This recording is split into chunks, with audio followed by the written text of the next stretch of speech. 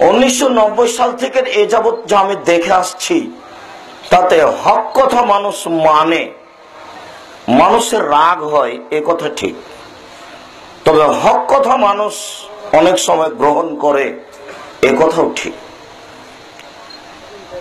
1990 সাল থেকে 2006 পর্যন্ত আমার জন্য এদেশের মাটিতে দিন প্রচার করার মতো পরিবেশ ছিল না।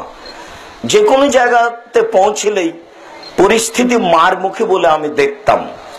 অনেক সময় আমি স্টেজ থেকে নেমে দৌড়িয়ে এক বাড়িতে আশ্রয় নিয়েছি, কোথায় স্যান্ডেল কোথায় জুতা এটা আমি হিসাব করতে পারিনি।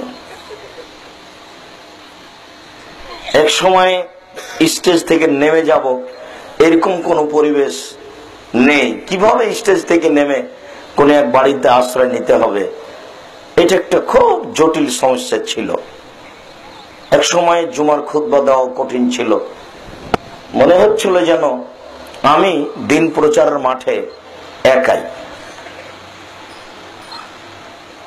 অবশ্য ওরাই দেখছি যে এখন অনেক অংশেই তারা বলতে বাধ্য হচ্ছে যে কথা ঠিক, তবে মানা যাবে না। এই পরিস্থিতিতে এত কঠিন কথা কেমনে মানা যায়? বহু মানুষ সময়ে সময়ে এসে হাত ধরে ক্ষমা নিচ্ছে। মাঝে মধ্যে কোনো জায়গাতে উপস্থিত হলে বা দেখি বাড়িতে আছি, কোন একজন মানুষ চলে এসেছে, এসে কথার এক পর্যায়ে হাত ধরে বলছে আমাকে মাফ করবেন, মনে কিছু নিয়েন না, অমুক দিন প্রোগ্রামে আপনাকে অকথ্যভাবে গালি দিয়েছিলাম আর প্রোগ্রামটা বাতিল করেছিলাম আমি। এভাবে বলছে। তাতে আমি বিশ্বাসী যে এরকম দুর্বল পরিস্থিতিতেও যদি মানুষ হক কথা বলে, তাহলে মানুষ কিছু না কিছু পরিবর্তন হবেই।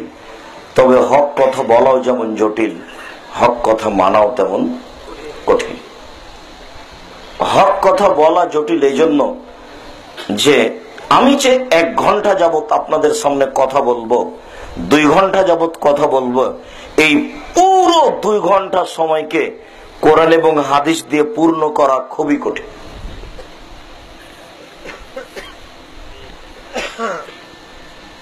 পুরো সময়টাকে কিসসা কাহিনী মুক্ত করে কোরআন এবং সহিহ হাদিস দিয়ে পূর্ণ করা খুবই কঠিন। 1 সপ্তাহ অন্তত প্রস্তুতি লাগবে 2 ঘন্টা সময় পূর্ণ করতে। 1 সপ্তাহ প্রস্তুতি লাগবে। 2 ঘন্টার সময়ে যদি আমি 30টা হাদিস আপনাকে শোনাতে চাই আর 5টা আয়াত শোনাতে চাই, তাহলে 1 সপ্তাহের প্রস্তুতি লাগবে। এবং একাই এই 30টা হাদিসকে সিরিয়াল দিতে হবে যে এরপরে এটা, এরপরে এটা, এরপরে এটা, অন্তত 30 থেকে 40 বার সিরিয়াল দিতে হবে।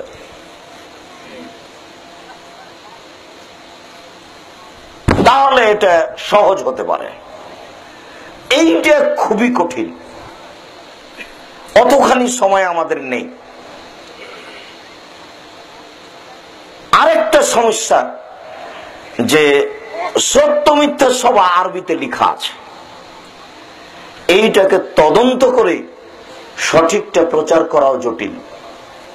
এই জন্য হক প্রচার করা জটিল, কঠিন। একে তো সব আরবিতে লেখা আছে, তাকে তদন্ত করে ভালো মন্দ বিবেচনা করা খুবই কঠিন। দ্বিতীয়ত এই পুরো সময়টাকে কোরআন এবং হাদিস দিয়ে পূর্ণ করা খুবই কঠিন। সত্য মিথ্যা কথা বাংলা বইও লেখা আছে। মুকসিদুল মুমিনিন বইয়ের এক জায়গাতে লেখা আছে হেডলাইন, অবিবাহিত পুরুষ নারীর পড়া নিষেধ। এখন যেই পাতা উল্টিয়া যেই দেখে সেই মনে করে যে এতে কি লেখা আছে পড়ি, তাহলে হেডলাইনটাই ভুল। যেই এই হেডলাইনটা পড়বে তারই একটা মনে জাগবে যে সে কি লেখা আছে। অবিবাহিত ছেলে মেয়েকে পড়তে নিষেধ করলেন কেন? এত এত গুরুত্বপূর্ণ একটা হেডলাইন সবাই পড়তে চাইবে, এখন পড়লেই দেখা যাবে এইভাবে লেখা আছে। 2-1টা কথা আমি ওখান থেকে নকল করে বলছি চন্দ্রগ্রহণে স্ত্রী মিলন করলে বাচ্চা ল্যাংড়া হয়, সূর্যগ্রহণে স্ত্রী মিলন ঘটলে বাচ্চা ভ্যাংচা হয়, ভরা পেটে স্ত্রী মিলন হলে বাচ্চা কানা হয়, সফরের পূর্বে স্ত্রী মিলন হলে বাচ্চা এই অবস্থা হয়। আল্লাহুস সামাদ। প্রতিটা কথাই কোরআনের বিরোধী, অথচ আল্লাহ তাআলা কোরআনে বলছেন যে নিসাউকুম হারসুল লাকুম ফাতু হারসাকুম আন্না শাইতুম। তোমাদের স্ত্রী তোমাদের ক্ষেত, তোমাদের স্ত্রী তোমাদের জমি, তোমরা তোমাদের স্ত্রীর কাছে আসো তোমাদের ইচ্ছা মতো। সকালেই কি আর বিকেলেই কি আর ভরা পেটেই কি আর খালি পেটেই কি আর চন্দ্রগ্রহণেই কি আর সূর্যগ্রহণেই কি, এর ধর্মে 5 পয়সা দাম দেয় না এখানে।